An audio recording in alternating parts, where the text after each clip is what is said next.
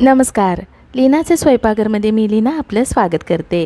आज या स्वयंपाकघरात तुम्हाला तेलाचा अजिबात वापर न करता लिंबूचे लोणचे कसे बनवायचे ते पाहायला मिळणार आहे.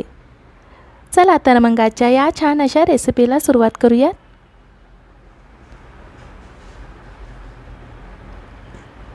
इथे मी मध्यम आकाराचे 10 पिवळे लिंबू घेतलेले आहेत. लिंबू खळखळत्या पाण्याने धुवून स्वच्छ कपड्याने अगोदरच कोरडे करून घेतलेत. लिंबू पातळ साल असलेले हवेत आणि त्यावर डाग नसलेले हवेत.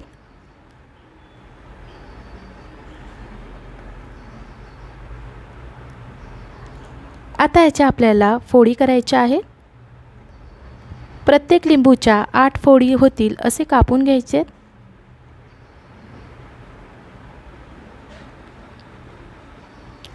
फोडी करताना याच्यातील बिया काढायच्या आहेत. फोडीमध्ये बिया राहणार नाहीत याची काळजी घ्यायची. फोडीमध्ये बी राहिलं तर लोणचं खाताना कडू लागेल.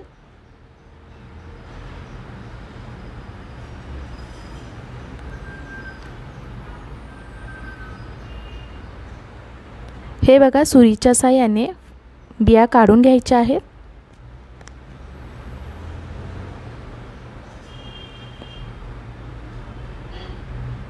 फोडी केल्यावर ज्या भांड्यामध्ये आपण शिजवणार आहोत त्याच भांड्यामध्ये आपण फोडी ठेवूयात.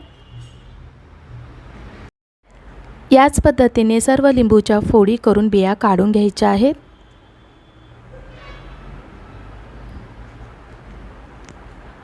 सर्व लिंबूच्या फोडी करून बिया काढून झालेल्या आहेत. आता आपण हे शिजवून घेणार आहोत. कुकरच्या तळाशी पाणी घालायचं आहे. स्टँडवर भांडं ठेवून त्याच्यावर झाकण ठेवायचं आहे जेणेकरून त्याच्यामध्ये वाफेचे पाणी पडणार नाही.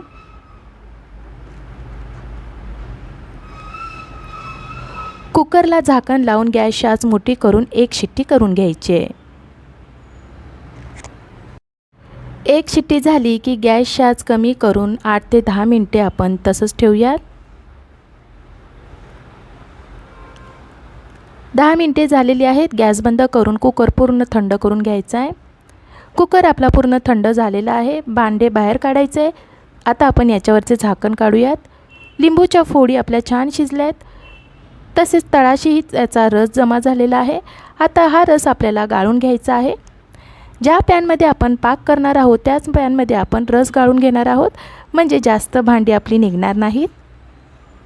शिजलेल्या फोडी बाजूला ठेवायचे. आता याच्यामध्ये आणखीन साधं पाणी न घालता याच रसामध्ये आपण साखर घालणार आहोत. पॅन गॅसवर ठेवूयात. इथे मी गॅस चालू केलेला नाही आहे. 1.5 वाटी साखर घालूया. मी घेतलेली साखर आकाराने मोठी आहे. ही साखर विरघळायला जरा वेळ लागेल. बारीक साखर असली तर उत्तमच आहे, लगेच ती विरघळेल. साखर घातली की गॅस चालू करायचा आहे. गॅसची आच कमी ठेवून साखर विरघळून घेऊयात.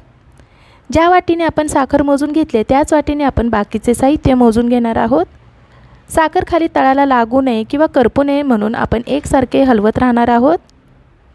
साखर आकाराने मोठी असल्यामुळे इथे मी गॅसची आच मोठी करत आहे आणि साखर विरघळून घेणार आहे.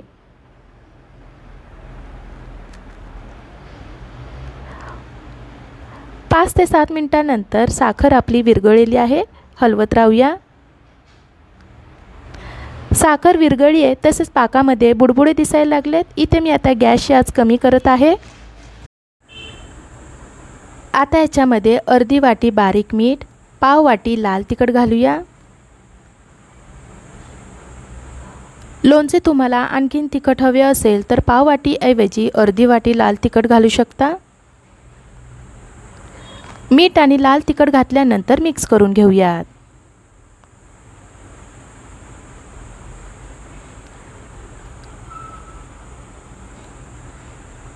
एक ते 2 मिनटं मिक्स करून झाल्यानंतर शिजवलेल्या लिंबूच्या फोडी घालून व्यवस्थित मिक्स करून घेऊयात. लिंबूच्या फोडी शिजवलेल्या असल्यामुळे आता आपल्याला हे शिजवायची गरज लागणार नाही आहे. फक्त मिक्स करून 1 ते 2 मिनिट हलवत राहायचं आहे, म्हणजे फोडी छान मसाल्यामध्ये मुरतील. बघा, मिक्स करून झाल्यावर गॅस बंद करूयात. लिंबूचं लोणचं तयार झालेलं आहे. हे लोणचं केल्यानंतर दुसऱ्या दिवशी खायला द्या, म्हणजे छान चविष्ट लागेल. गरम गरम वरण भातासोबत हे लोणचं भारीच लागतं. तसेच चपाती, भाकरी, पराठ्यासोबतसुद्धा देऊ शकता. आपण याच्यामध्ये दुसरे कोणतेही मसाले घातलेले नसल्यामुळे हे लोणचं उपवासालासुद्धा चालणार आहे. उपवासाचं लोणचं करताना लिंबूच्या फोडीमध्ये मीठ, साखर मिक्स करून पातळ काचेच्या बरणीमध्ये घालून बरणी 8 ते 10 दिवस उन्हामध्ये ठेवतात. 8-10 दिवसानंतर साखर विरघळली की परत याच्यामध्ये लाल तिखट घालून आणखीन 2 दिवस उन्हामध्ये ठेवतात. या प्रोसेसला 12 दिवस लागतात, पण आपण 1 तासामध्ये झटपट लोणचं तयार केलेलं आहे. तयार झालेलं लोणचं पूर्ण थंड झाल्यावर दुसऱ्या दिवशी स्वच्छ कोरड्या निर्जंतुक केलेल्या काचेच्या बरणीमध्ये ठेवा. हवं असल्यास बरणी तुम्ही फ्रीजमध्ये ठेवू शकता. गरजेनुसार फ्रीजमधून बरणी काढून नॉर्मल झालं की याचा आस्वाद तुम्ही घेऊ शकता. हे लोणचे फ्रीजमध्ये 6 महिने टिकते. या पद्धतीने लिंबूचे लोणचे तुम्ही अवश्य करून बघा आणि अशा छान छान रेसिपी पाहण्यासाठी लीनाचे स्वयंपाकघर यूट्यूब चॅनलला लाईक, शेअर आणि सबस्क्राईब करायला विसरू नका. धन्यवाद.